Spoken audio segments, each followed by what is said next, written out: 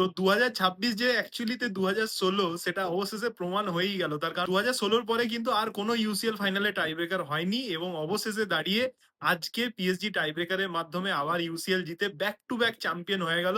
তো এই গেমটা নিয়ে একটা সিম্পল কথার মাধ্যমে কিন্তু সেরে দেয়া যায়। আমি বহুদিন আগে একটা ভিডিও বানিয়েছিলাম যেখানে আমি পরিষ্কার বলেছিলাম যে সেট পিস থেকে গোল করা এবং কর্নার থেকে গোল করা ডাজন্ট ম্যাটার। আমার একটাই প্রবলেম লাগে এই আর্সেনাল টিমে, সেটা হচ্ছে ওপেন চান্সেস প্রচন্ড কম ক্রিয়েট হওয়ার জন্য না ইভেনচুয়ালি যদি কোনো এরকম টিম থাকে যারা কনস্ট্যান্টলি অ্যাটাক করে যাচ্ছে অ্যাটাক করে যাচ্ছে অ্যাটাক করে যাচ্ছে, they will actually break that ডোর।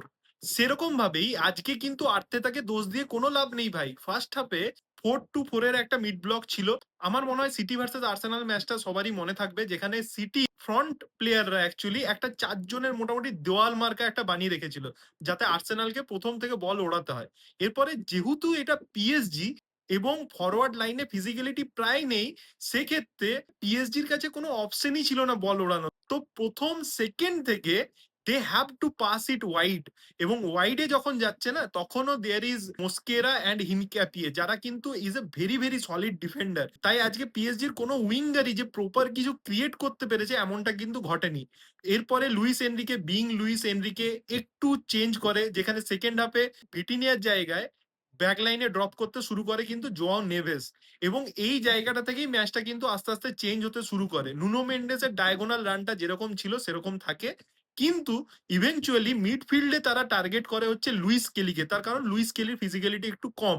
তো সেকেন্ড হাফে পিএসজি এত অ্যাটাক করেছে কনস্ট্যান্টলি, এবং কিছু কিছু আমাকে বলতেই হবে রেফারিং এর সব ডিসিশন ভুল ছিল আর্সেনালের এগেনস্টে। সেই জিনিসটা এমন একটা জিনিস ক্রিয়েট করে যে অবশেষে ওই পেনাল্টিটা কনসিড করতে বাধ্য হয় আর্সেনাল। এবং তা সত্ত্বেও আমি বলবো আর্সেনালের ফ্রন্ট হাফের কাছে যথেষ্ট চান্সেস ছিল। জোয়াও নেভেস ওয়াজ ব্রিলিয়েন্ট। আমার মনে হয় প্রত্যেকবার যখন আর্সেনাল উপরে যাওয়ার চেষ্টা করেছে জোয়াও নেভেস সুন্দর আটকেছে ভাই।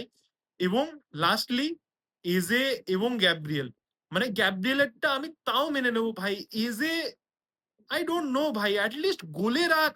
মানে আমি স্ট্রিমেও বারবার বলেছি ভাই, যদি আর্সেনাল প্লেয়াররা গোলে রাখতে পারে বল, সোফানভ যে সেভ করে দেবে না, এটা আমি বিশ্বাস করি না। ইট ওয়াজ আ বিউটিফুল বিউটিফুল গেম ভাই। মানে আমার ফুটবল দেখে এক সেট পুষি গেছে। ৩ ঘন্টা খেলা হয়েছে, দেখার মতো খেলা।